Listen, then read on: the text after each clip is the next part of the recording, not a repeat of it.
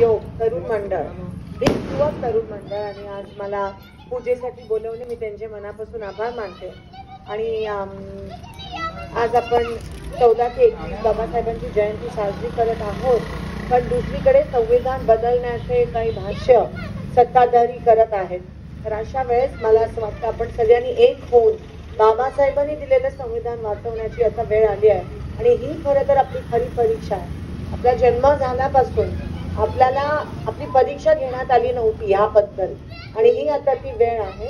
तर आपण सगळेजण एक होऊन लोकशाही वाचवण्यासाठी आणि आपलं संविधान वाचवण्यासाठी एकवटले गेले पाहिजेत.